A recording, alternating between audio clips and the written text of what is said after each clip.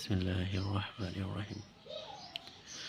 রাসূলুল্লাহ সাল্লাল্লাহু আলাইহি ওয়াসাল্লাম ইরশাদ করেছেন, ইসলামের ৫টি স্তরের উপর প্রতিষ্ঠিত, তা হলো আল্লাহ ছাড়া কোনো মাবুদ নেই এবং মুহাম্মদ সাল্লাল্লাহু আলাইহি ওয়াসাল্লাম এর সাক্ষ্য প্রদান করা, নামাজ প্রতিষ্ঠা করা, যাকাত প্রদান করা, হজ আদায় করা, রমজানের রোজা রাখা।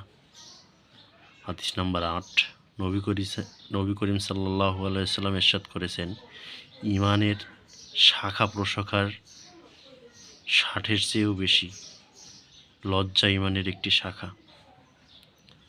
হাদিস নম্বর ৯, আব্দুল্লাহ ইবনে ওমর রাদিয়াল্লাহু নবী করিম সাল্লাল্লাহু আলাইহি ওয়াসাল্লাম থেকে বর্ণনা করে, প্রকৃত মুসলমান সে ব্যক্তি যিনি অপর মুসলমানের সহি জবান ও হাতের থেকে অন্যায় থেকে রক্ষা করে, অর্থাৎ কথা ও কাজের অন্যকে কষ্ট দেয় না।